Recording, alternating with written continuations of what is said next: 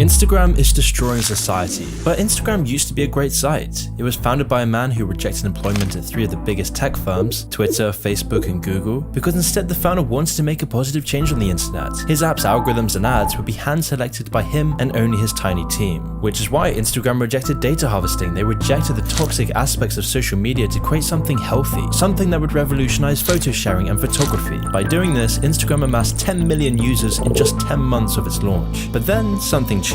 Instagram turned into everything it sought to destroy, becoming widely regarded as the worst social media site for our mental health, with 400 million Instagram users now feeling unattractive, leading to the term Instagram reality going mainstream. And of course, this has resulted in skyrocketing levels of depression, anxiety, and eating disorders, with Instagram even admitting that the app is, quote, harmful for a sizable percentage of teens. All of this, and yet Instagram is now planning to release a version of the app for children under the age of 13. So what's behind the change in the app? What made Instagram so toxic? Well, once you understand how Zuckerberg manipulated Instagram and its co-founders for personal gain, you start to understand the bigger picture of what Instagram really means for Facebook's future and what this means for us. And trust me, in the next 5 years, it's gonna get bad. But to understand why, we need to go back to where it all started. Kevin and Mike were seemingly normal kids with an affinity for coding, although little was public about Mike's early life. Kevin, on the other hand, was particularly destined to work in tech. His parents were both from a corporate tech background, and Kevin spent much of his childhood gaming and designing his own levels. This early interest led him to study management science and engineering at Stanford, and it was at Stanford that Kevin Systrom would meet his fellow co-founder, Mike Krieger. During his studies, Kevin was exceptional, being accepted into the highly selective Mayfield Fellows program, where he would take part in an internship program at startup companies. One of these startup companies he would work at was called Odeo, later known as Twitter. However, Kevin Systrom would only leave after a few months, but not until he made essential connections with Twitter's founders. It was these sorts of newfound connections in Silicon Valley that also meant he would cross paths with Mark Zuckerberg. He was actually offered a job at Facebook, but declined the offer to instead study photography in Italy, which, to make clear, meant that Kevin Systrom had narrowly avoided jobs at 2 of the biggest tech companies. He had no idea on the missed potential, and instead of making billions, he would cash his chips in on studying photography instead, something that would actually surprisingly pay dividends later on. And over the next few years, Kevin would work for a few different tech companies. He even spent some time working at Google, but his passion still lay in building something of his own. To many, it would seem like Kevin had missed the boat, turning down 3 separate dream jobs. We're talking about 2006, the time that Facebook, Twitter, Google were all just blowing up, and yet Kevin missed all of these opportunities. But what he would do next would more than make up for this. And so, following his passion, Systrom would want to compete with all these companies he worked at. But his first foray into entrepreneurship wasn't really a success by any means. His first business would be simple. Kevin would reconnect with his Stanford friend Mike, who was a professional software engineer. The two would then work together to build an app called Burbn. Burbn was a sort of check-in app,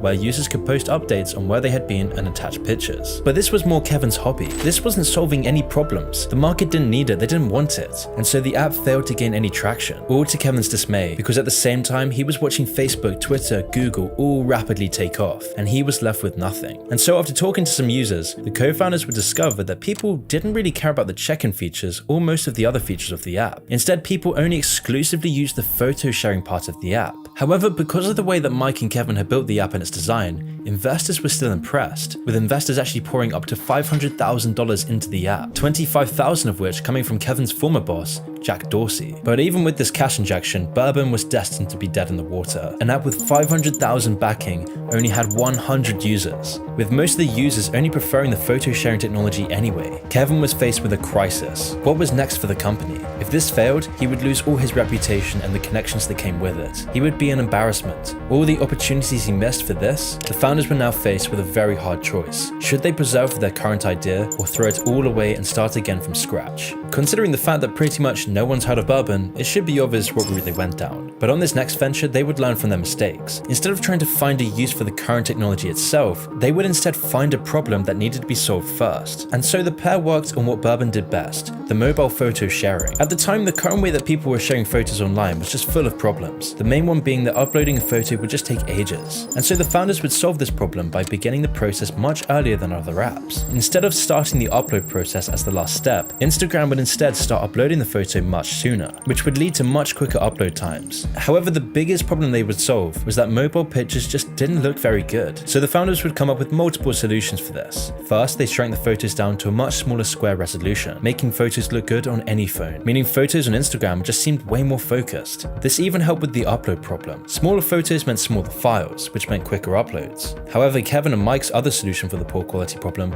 was their most ingenious yet. They would build photos into the new app, letting anyone give their photos a professional touch. And after 8 weeks of all this hard work, the app was ready for release in 2010. The only thing they needed now was a new name, and they decided on Instagram. Within days of Instagram's release, it was immediately clear that all their innovation had paid off. Instagram was a smash hit. People absolutely loved it. On December 12th, 2010, Instagram had gained 1 million active users just 2 months after its release. And of course, this crazy growth was then supplemented by even bigger investments. The company raised $7 million in funding in early 2011, with this funding coming from a wide variety of people. Some came from venture capital firms like Benchmark Capital, and others were the Instagram founders' connections from Silicon Valley, with Jack Dorsey being a notable investor. This whole deal would eventually value Instagram at about $25 million.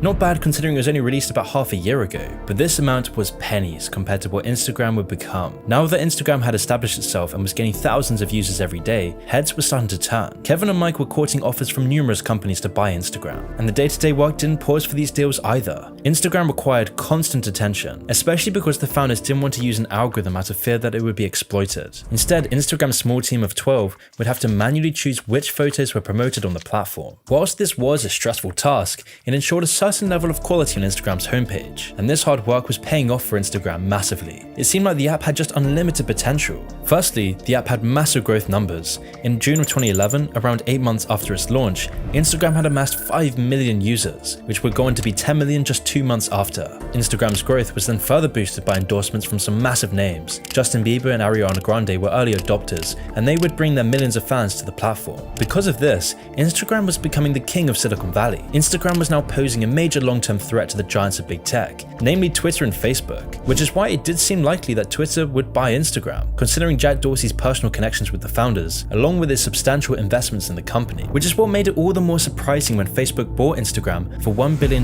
in early April of 2012. But why did the founders choose Facebook over all the other suitors? Well, it's all down to the deal they got. The most important part of the deal was that Instagram would stay largely independent of Facebook, despite becoming a subsidiary. Facebook would also give Instagram large amounts of funding and would help them grow their business. Systrom and Krieger would also stay as CEO and CTO respectively, enabling the company to be uninhibited in its growth. On top of this, the pair would make hundreds of millions from the deal. They would never need to work another day in their lives. Systrom alone is estimated to have made a cool $400 million in cash. And early on, Facebook were good with their promises. Numerous new features were quickly added to the app, like video sharing and photo tagging, as both of these concepts were already in Facebook's interface and were likely funded through the deal. However, all of this didn't come without a big cost. At the time of the deal, there weren't really any concerns about Facebook gaining a monopoly, but Instagram and Facebook have an incredibly similar platform. This, coupled with the immense growth of Instagram, should have raised at least a few alarms. I mean, Mark Zuckerberg and Jack Dorsey could see the real threat Instagram was posing to the social media space. However, the regulators somehow approved the acquisition without a second thought. Legal battles are still raging to this day about whether Facebook has a monopoly on social media. And we haven't even mentioned Facebook's ownership of WhatsApp, let alone the concept of the metaverse. Regardless, we'll get to these problems later in the video, but in the years after the acquisition in 2012, Instagram's growth would only continue to soar, hitting 50 million users in just 3 weeks after the acquisition, which would then rise to 100 million less than a year after that. But with this huge growth was also huge controversies that would mar Instagram's reputation. First, under Facebook, Instagram would update its terms of service, letting itself sell users' photos without paying the user or even telling them about it, which meant that Instagram now owned the millions of photos uploaded every day.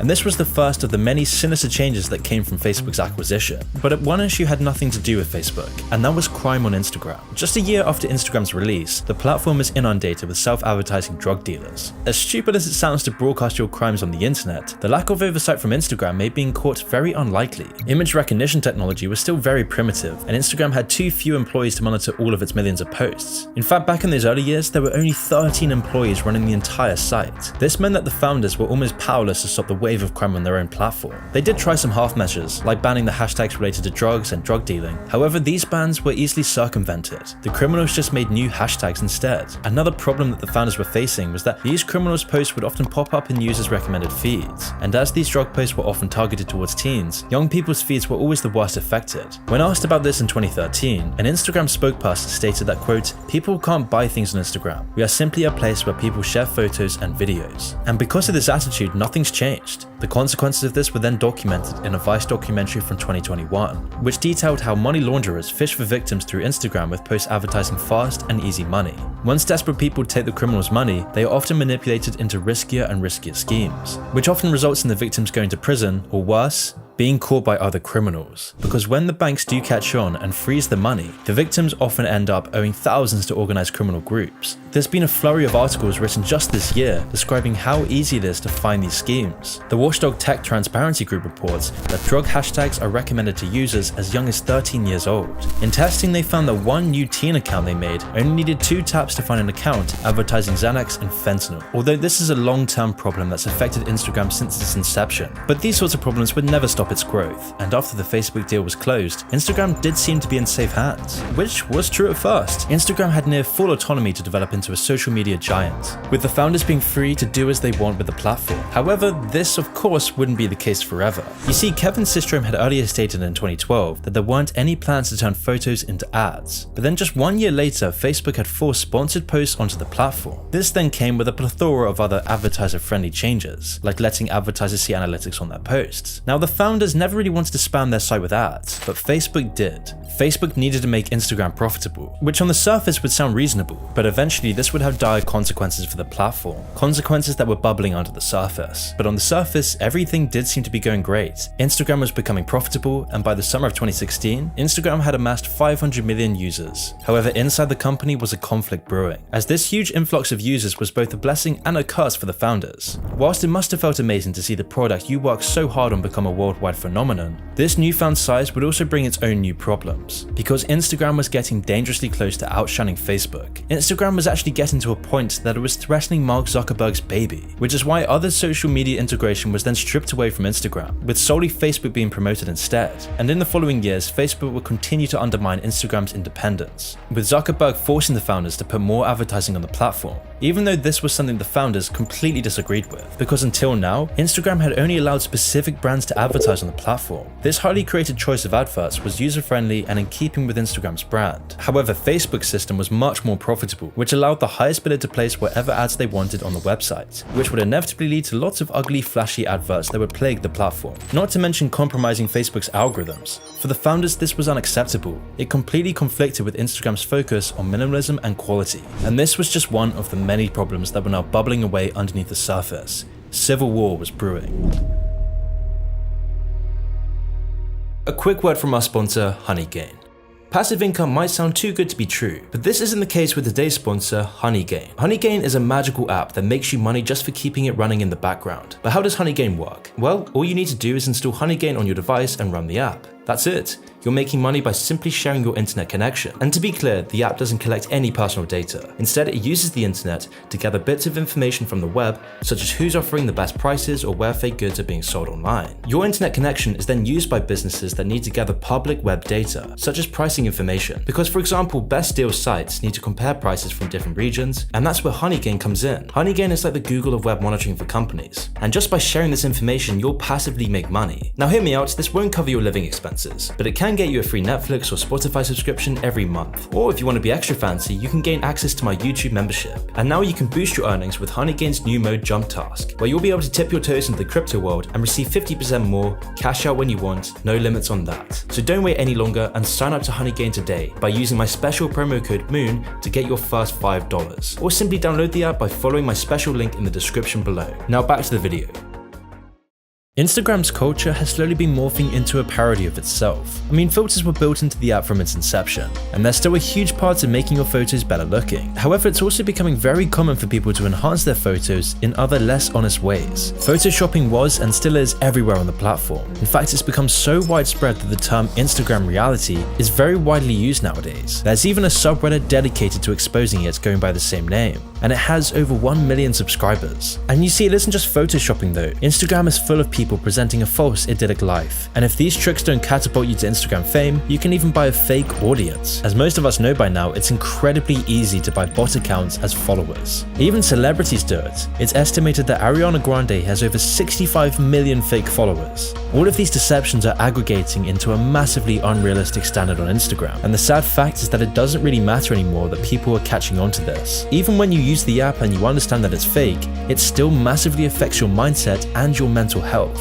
If you're one of Instagram's 500 million regular users, then you'll always be bombarded with unattainable standards every single day, which leads to you subconsciously comparing your life to other people's perfect fake manufactured lives. Although this doesn't affect every single person in the exact same way, it is a proven effect. Out of the 5 major social media sites that young people use, Instagram is always rated as the worst for users' mental health. All of this due to Instagram's toxic culture of perfectionism. And what makes this so much more disturbing though is that Facebook has been intentionally ignoring these problems, both on Instagram and on Facebook itself. For example, in late 2021, an internal presentation for Instagram and Facebook employees was leaked. The contents of this presentation and its implications were shocking. The presentation doesn't just show that Instagram is harmful to young people, but also that Facebook has done detailed research on its effects. One of the most damning statements it makes is, quote, "Instagram is harmful for a sizable percentage of teens, particularly teenage girls." This was then backed up by graphs and figures which show just how deep this problem goes. 40% of teens found that Instagram made them feel unattractive, and nearly 30% of UK teens said that Instagram made them feel inadequate. The presentation also stated that teens know the awful effects that Instagram has, but felt compelled to use it anyway, all because of Facebook's advanced addictive algorithms, trapping its users in a vicious cycle, where you end up searching for the next dopamine hit, where you start to feel left out and inadequate, only then to keep chasing the dopamine to get rid of this pain, chasing to see that you're not missing out today, that you might finally be doing better than others. And just like that, you're trapped in a virtual hamster wheel, and you didn't even realize it. It's all programmed by Facebook's advanced algorithms, and the best part is this is affecting all of us. And what's even sicker is that this doesn't even bring enough profit for Facebook. No, they need to exploit even more of the population. They need to exploit the most vulnerable, which is why Facebook has been getting ready to release a version of Instagram for children under 13. This sinister move was only delayed by the leak of this presentation. Otherwise, it would have probably been released. Even though Facebook does know that Instagram is very unsafe for teenagers, Facebook knows that social media is the new smoking, which is why this move clearly shows that Facebook doesn't care one bit about its users. They only paused the release of the Kids app because of the backlash.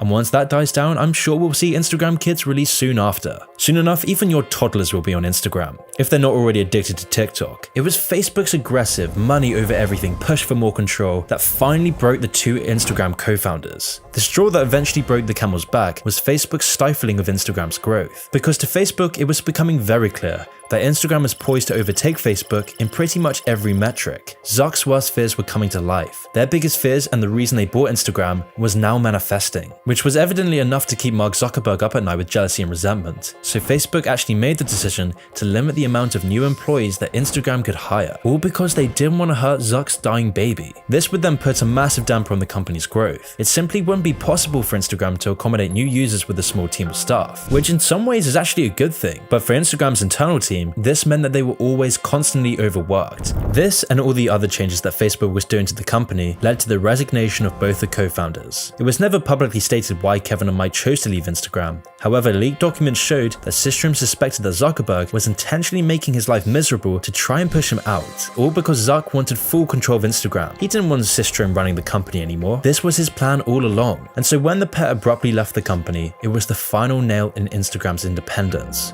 Their unique vision for the company had been the key to its success, and whilst their departure left the Instagram team aimless, this wouldn't last for very long. Facebook and Zuckerberg were quick to consolidate their control of the app. It soon became clear that Instagram was to become a mere extension of Facebook. As if to rub salt in the wound, Instagram was even rebranded into Instagram from Facebook. With Facebook's takeover of Instagram completed, there would of course be immediate consequences. Firstly, Facebook moved Instagram completely onto their ad model. This would then open the floodgates to data collection and data harvesting, causing Instagram Instagram to be filled to the brim with adverts, and these adverts would be fueled on Instagram's new data collection model, which leads us on to the second change that Facebook was quick to make, and this was to apply their uniquely awful data collection policy to Instagram. By doing this, it would only take 1 year after the founders left for Facebook to land in hot water for the treatment of their user data, with the whole scandal culminating in a $5 billion fine. And then not long after this, a massive data leak at Instagram led to over 49 million users having their info exposed. The attack showcased Instagram's completely neglectful treatment of the private data they had been taking from their users. The breach contained lots of different types of data. Contact info, profile pictures, even locations were leaked, and around 1 in 20 Instagram users were said to have been exposed. These leaks became all too common once Facebook had full control of Instagram, being a seemingly inevitable consequence of Facebook's policy of selling user data to third parties. But of course, Facebook isn't incentivized to change this policy either, because data is the core of Facebook. It's the one thing that led them to becoming a trillion-dollar company. And breaches aren't the only problem with Instagram's misuse of data either. Again, in 2019, Instagram was exposed as having breached its terms of service after letting a marketing agency have access to data they said they'd keep private. The marketing agency had scraped data from millions of Instagram posts to create a detailed picture of its key demographic. Again, the data included people's biographical and location info, where they worked, and their interests. And what's even scarier is that Facebook is the only company that knows the full extent of their data harvesting. And this is why Facebook's growing monopolistic control over social media is a growing problem. This is what's so sinister about Facebook's constant expansion. I mean, we haven't even spoken about how Facebook is doing the exact same thing with WhatsApp as it did with Instagram. And let's keep in mind that by Facebook's constant control, it now has 3.5 billion users on all its platforms. No one has this much global control. This is unprecedented. This is something that emperors and kings across history have always wanted. So how is Facebook gaining so much control? Well, it's because Facebook addicts its users to the platforms. It's addicting society to their services. I mean, naturally, Facebook wants its users to engage as much as possible with the content on their sites, and it turns out that people are mostly engaged with things that spark negative emotions rather than positive ones. This means that Facebook is incentivized to promote content that sows division between people. This is why we've become so divided in society, all of which was confirmed by ex-Facebook employee Frances Haugen. However, even darker is that Facebook isn't just content with their dominance over social media. They're not stopping until they have the whole online world in their grasp. This is why Facebook has rebranded to Meta and is now so invested in the metaverse. With the world moving online at a faster rate every day, having control over a whole digital universe will extend Facebook's control by an order of magnitude. Because not only will Facebook control your screen life, but Facebook will now have control of your entire life, your entire reality and society, which is why you can guarantee that Facebook's executives are licking their lips at the thought of further addicting the global population to their services. And considering Facebook's hyperfixation on profits, it shows that they know that this is the future,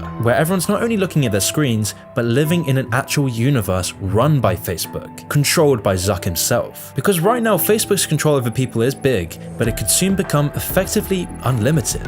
Facebook's plan right now is to extend their control way past anything we've ever seen before, and I'm starting to see this creep around. When I go on the tube and the London Underground, I'm now starting to see ads for the metaverse, which is why Instagram may just end up as a stepping stone on the path to Facebook's ever-increasing hold on society. I have a quick important announcement to make. I'm sick of being demonetized on YouTube. I'm sick of censoring these videos for the YouTube algorithm. So this is gonna change. Every month, I'm gonna be releasing unfiltered, raw, controversial videos for YouTube members. Videos about the darkest corners of the internet, TikTok, the CIA, China, Rothschilds, and Mr. Robot's series review. And by the end of the month / early August, I'll be releasing a video on Ted Kaczynski, otherwise known as the Unabomber, where we'll talk about his story, going from a mathematical prodigy to living in the wild, sending bombs in the mail, and having his manifesto on the front page of the New York Times. Not only that, but by becoming a member of the channel, you'll have access to my Discord server to talk with other like-minded people, where every month I'll be doing a Q&A for all your questions. And if you're still not happy with your membership in the first month, I will personally refund you. All you have to do is email me. So if you want to watch exclusive, unfiltered, controversial videos that I can't release to the public, which includes access to my server and a monthly Q&A, join my channel for only $5.99 a month. This will also help us out a ton too in making these videos. And if you want to support the channel even more, I will hard-code your name into my videos for only £3 more. So if this interests you, all you have to do is click the link in the description or click the join button below to have access to all of this.